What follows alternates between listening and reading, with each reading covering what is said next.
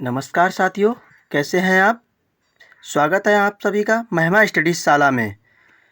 आज मैं आपके लिए सीडीपी की क्लास लेकर आया हूं, जो आने वाले एग्ज़ाम के लिए बेहद इम्पोर्टेंट हैं। और इस वीडियो में मैंने वो क्वेश्चंस लिए हैं जो बार बार पूछे जाते हैं।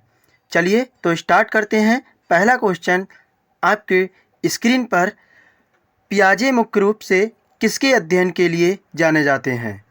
पियाजे मुख्य रूप से किसके अध्ययन के लिए जाने जाते हैं, बताइए साथियों। क्या यौन विकास के लिए जाने जाते हैं, क्या भाषा विकास के लिए जाने जाते हैं, क्या संज्ञानात्मक विकास के लिए जाने जाते हैं, क्या सामाजिक विकास के लिए जाने जाते हैं, बताइए, कमेंट कीजिए। चलिए मैं बताता हूँ आपके लिए। तो ये संज्ञानात्मक विकास के लिए जाने जाते हैं। तो इस क्वेश्चन का आंसर थर्ड हो जाएगा। ठीक है साथियों। चलिए तो अगला क्वेश्चंस, एक परिस्थिति में अर्जित ज्ञान का दूसरी परिस्थिति में उपयोग कहलाता है।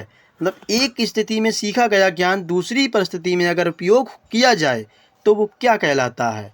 क्या सीखने की विधियां कहलाता है, क्या सीखने में स्थानांतरण कहलाता है, क्या सीखने में पठार कहलाता है, क्या सीखने में रुचि कहलाता है, बताइए, कमेंट कीजिए। चलिए तो इस क्वेश्चन का आंसर क्या हो जाएगा, सीखने में स्थानांतरण। देखिए, एक परिस्थिति का ज्ञान अगर दूसरी परिस्थिति में प्रयोग हो जाए तो वो सीखने में स्थानांतरण कहलाता है।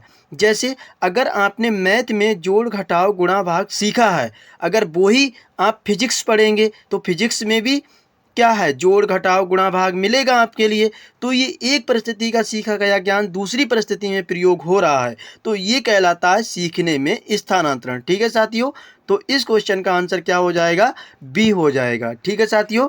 चलिए तो अगला क्वेश्चन लेते हैं। अनुभव द्वारा व्यवहार में परिवर्तन कहलाता है, यानी अनुभव द्वारा व्यवहार में परिवर्तन क्या कहलाता है। क्या स्मृति कहलाता है, क्या सीखना कहलाता है, क्या प्रेरणा कहलाता है, क्या चिंतन कहलाता है। तो अनुभव द्वारा व्यवहार में कोई भी परिवर्तन होता है तो उसे हम एक सीखना कहते हैं। ठीक है साथियों। तो इस क्वेश्चन का आंसर बी हो जाएगा। चलिए तो अगला क्वेश्चन, विकास की किस अवस्था में बुद्धि का अधिकतम विकास होता है। देखिए, इस क्वेश्चन में दो क्वेश्चंस बनेंगे। एक तो पूछ रहा है कि किस अवस्था में बुद्धि का अधिकतम विकास होता है, और आपसे पूछ ले कि किस अवस्था में बुद्धि का 100% विकास होता है। बताइए, कमेंट कीजिए साथियों। बहुत अच्छे। चलिए तो इस क्वेश्चन का आंसर तो फिलहाल सहस्वावस्था हो जाएगा। और अगर आपसे पूछे कि 100% विकास किस अवस्था में होता है तो वो होता है किशोरावस्था में। ठीक है साथियों। और सहस्वावस्था में 90%, सहस्वावस्था में बच्चे का मस्तिष्क जो विकास होता है वो 90% हो जाता है, और जो 10% है वो टोटली कम्प्लीटली किशोरावस्था में कंप्लीट हो जाता है। ठीक है साथियों। चलिए तो अगला क्वेश्चन, शिशु का अधिकांश व्यवहार आधारित होता है। शिशु का अधिकांश व्यवहार आधारित होता है मूल प्रवृत्ति पर, नैतिकता पर, वास्तविकता पर, ध्यान पर। बताइए साथियों, कमेंट कीजिए, फास्ट कमेंट कीजिए। Very good. यानी कि इस क्वेश्चन का आंसर क्या हो जाएगा, मूल प्रवृत्तियों पर। साथियों, इस क्वेश्चन का आंसर ए हो जाएगा। अब आपके लिए इस क्वेश्चन में एक आंसर क्वेश्चंस बनेगा कि मूल प्रवृत्तियां किसने दी थी। बताइए साथियों, कमेंट कीजिए। आप मुझे कमेंट करके ज़रूर बताएं कि मूल प्रवृत्तियां किसने दी थी। चलिए अगला क्वेश्चंस, अंतर्दृष्टि द्वारा सीखने के सिद्धांत में कोहलर ने प्रयोग किस पर किया था। क्या कुत्ते पर किया था, क्या वनमानुष पर किया था, क्या बिल्ली पर किया था, क्या चूहों पर किया था। बताइए साथियों। Very good. देखिए, कुत्ते पर तो पावलाव ने प्रयोग किया था। किसने साथियों, पावलाव ने प्रयोग किया था कुत्ते पर। ठीक है। बिल्ली पर थॉर्नडाइक ने प्रयोग किया था। किसने साथियों, थॉर्नडाइक ने प्रयोग किया था। चूहों के लिए स्किनर जाने जाते हैं। ठीक है साथियों, चूहों के लिए स्किनर जाने जाते हैं। ठीक है। अब ऑप्शन हमारा बी बचा, वन मानुष पर, यानी कि कोहलर ने वन मानुष पर प्रयोग किया था। तो इस क्वेश्चन का आंसर बी हो जाएगा। ठीक है साथियों।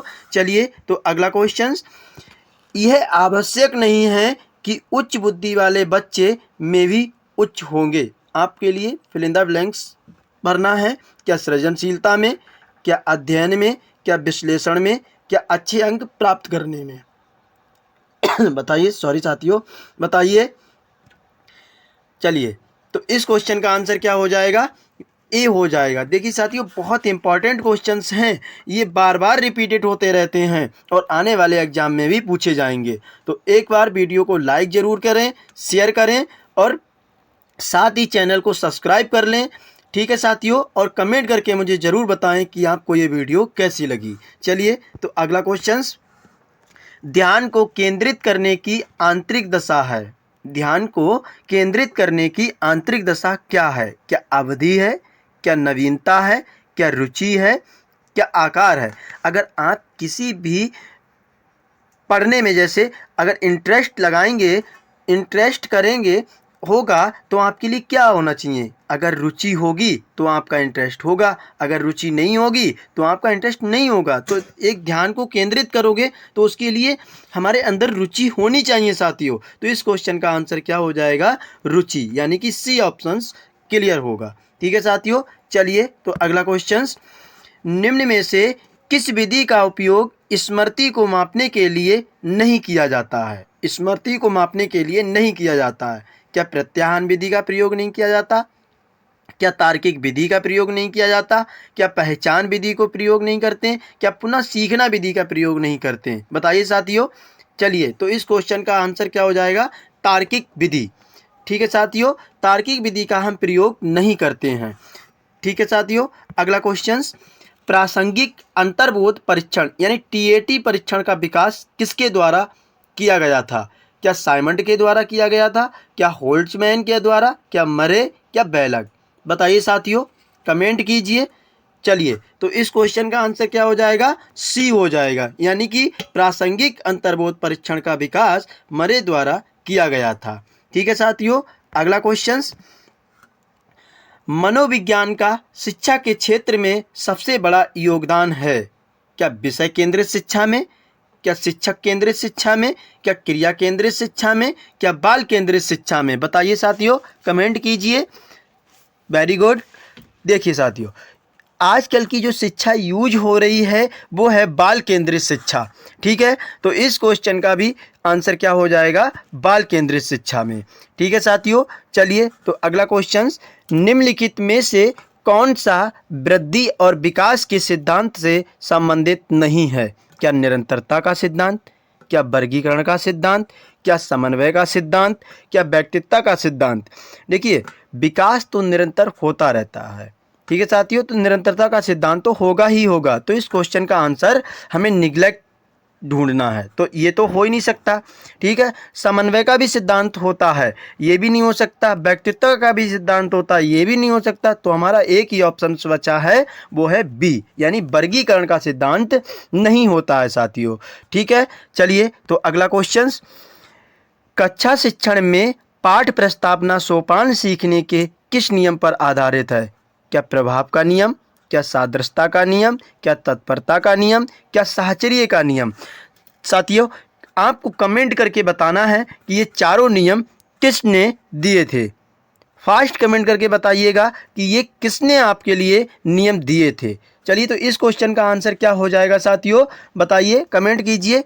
चलिए, तो तत्परता का नियम, यानी कि कक्षा शिक्षण में पाठ्य प्रस्तावना सोपान सीखने के जो नियम है वो तत्परता का नियम है। तो इसका आंसर सी हो जाएगा। ठीक है साथियों, चलिए, तो अगला क्वेश्चन, संप्रत्यय निर्माण का प्रथम सोपान है। संप्रत्यय निर्माण का प्रथम सोपान है। क्या सामान्यीकरण है, क्या विभेदीकरण है, क्या प्रत्यक्षीकरण है, क्या पृथक्करण है? बताइए साथियों, कमेंट कीजिए।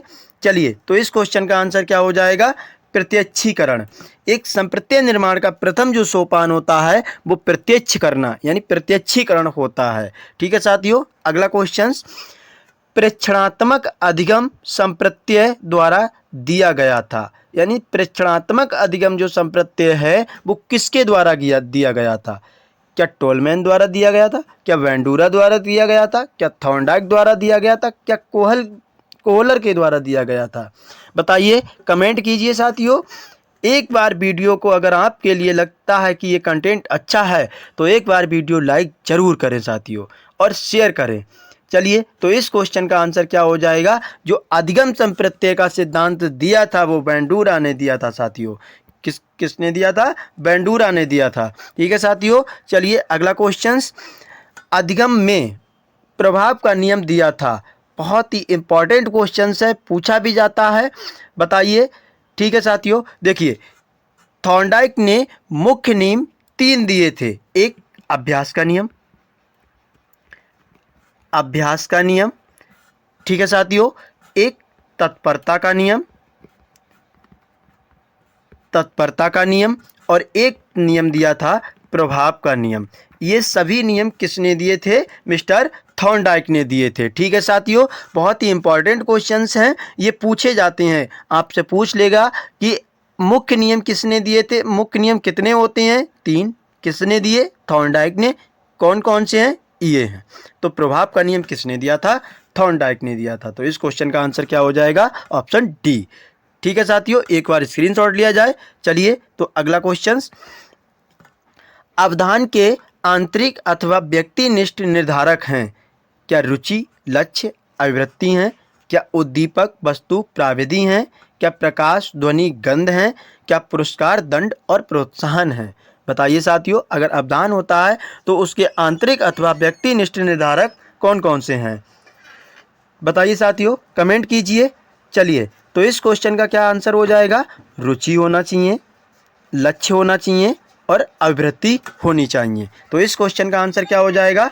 ए हो जाएगा। ठीक है साथियों, चलिए तो अगला क्वेश्चन।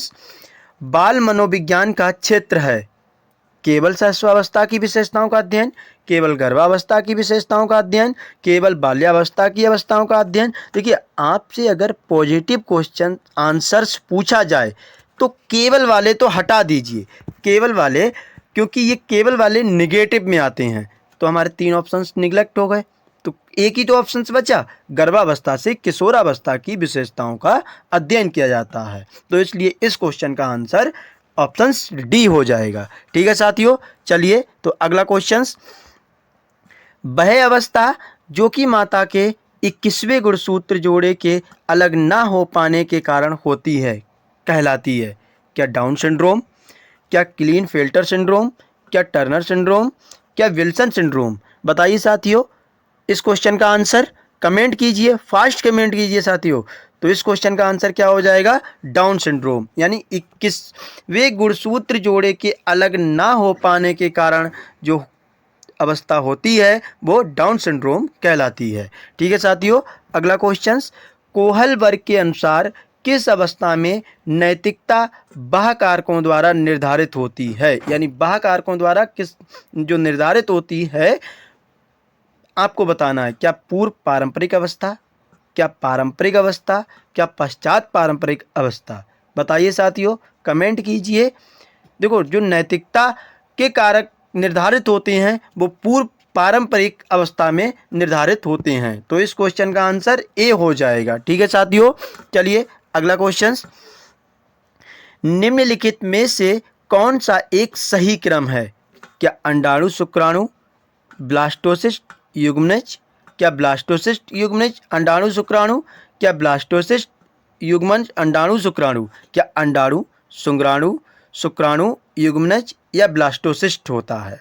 बताइए साथियों, कमेंट कीजिए। ठीक है, तो इसका आंसर अंडाणु शुक्राणु युग्मनज ब्लास्टोसिस्ट हो जाता है। तो इस क्वेश्चन का आंसर क्या हो जाएगा? ऑप्शन डी हो जाएगा। ठीक है साथियों, अगला क्वेश्चन।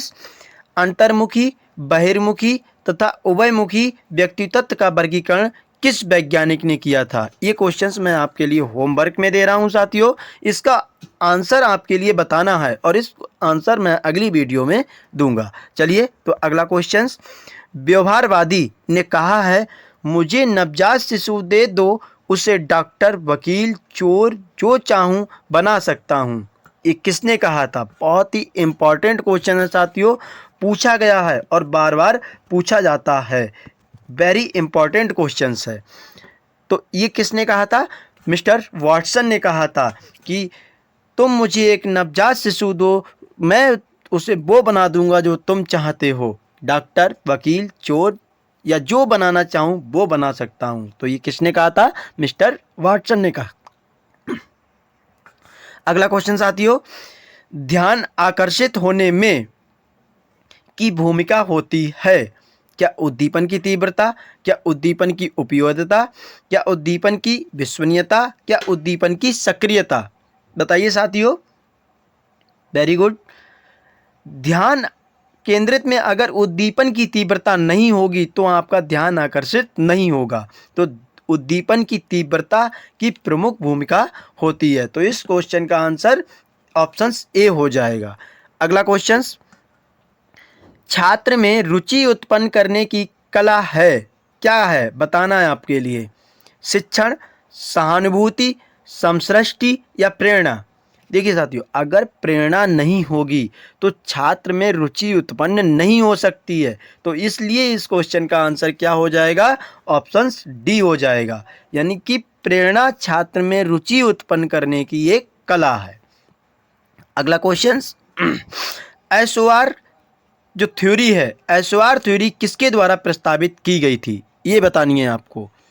बहुत ही इंपॉर्टेंट क्वेश्चन है। एसओआर किसके द्वारा प्रस्तावित किया गया? क्या वाटसन, क्या कोखफा, कोहलर, क्या गेस्टाल्टवादी? बताइए साथियों। चलिए, वेरी गुड, बहुत ही अच्छे। तो इस क्वेश्चन का आंसर क्या हो जाएगा? वाटसन। यानी कि एसओआर थ्योरी दी थी वो मिस्टर वाटसन ने दी थी। ठीक है साथियों। अगला क्वेश्चन, बच्चे के लिए निःशुल्क एवं अनिवार्य शिक्षा का अधिकार अधिनियम कितने वर्ष के बच्चे के लिए लागू किया गया था? इसके द्वारा निःशुल्क शिक्षा दी जाती है। तो किस वर्ष से लेकर किस वर्ष तक के बच्चों के लिए निःशुल्क शिक्षा दी जाती है, ये आपसे पूछा गया है। और ये क्वेश्चन पूछा गया है साथियों, और पूछा भी जाएगा। 6 से 14 वर्ष, क्या 7 से 13 वर्ष, क्या 5 से 11 वर्ष, क्या 6 से 12 वर्ष? बताइए साथियों। तो इस क्वेश्चन का आंसर क्या हो जाएगा? 6 से 14 वर्ष। यानी कि बच्चे के लिए जो निःशुल्क शिक्षा दी जाती है वो 6 से 14 वर्ष के लिए दी जाती है। ठीक है साथियों। अगला क्वेश्चन, मनोविज्ञान शिक्षा का आधारभूत विज्ञान है, ये किसने कहा था? बताइए साथियों। ये बहुत ही इम्पोर्टेंट है, यानी कि ये परिभाषाएं पूछी जाती हैं। मनोविज्ञान शिक्षा का आधारभूत विज्ञान है, ये मिस्टर स्किनर ने कहा था। ठीक है साथियों। तो इस क्वेश्चन का आंसर ऑप्शन बी हो जाएगा। अगला क्वेश्चन, पियाजे की औपचारिक संक्रियात्मक अवस्था किस आयु अवधि तक मानी जाती है? देखिए साथियों, ये संवेदीगामक है। 0 से 2 वर्ष के लिए संवेदीगामक, 2 से 7 वर्ष के लिए पूर्व संक्रियात्मक। ठीक है साथियों। और 7 से 11 वर्ष आपके लिए आ जाती है मूर्त संक्रियात्मक, और 11 से 15 वर्ष के लिए आ जाती है औपचारिक संक्रियात्मक। यानी कि इस ऑप्शन का आंसर क्या हो जाएगा? इस क्वेश्चन का आंसर क्या हो जाएगा? डी हो जाएगा। ठीक है साथियों, बहुत ही इंपॉर्टेंट क्वेश्चन है और बार बार पूछा भी जाता है। अगला क्वेश्चन, लास्ट क्वेश्चन है इस वीडियो का। किस मनोवैज्ञानिक ने अपने 3 वर्षीय पुत्र का अध्ययन किया? यानी कि ये बहुत ही इंपॉर्टेंट क्वेश्चन है। 3 वर्ष के पुत्र पर अध्ययन किया था, वो हमारे वैज्ञानिक थे, पेस्टोलॉजी थे। ठीक है साथियों, एक बार कमेंट करके मुझे ज़रूर बताइएगा कि ये वीडियो आपके लिए कैसी लगी, और साथ ही चैनल को सब्सक्राइब कर लें और बेल आइकन को प्रेस करें, जिससे कि कोई भी वीडियो मैं अपलोड करूं तो उसकी नोटिफिकेशन आपके लिए पहुंचती रहे। एक बार मुझे कमेंट करके ज़रूर बताएं कि ये वीडियो कैसी लगी। नमस्कार साथियों।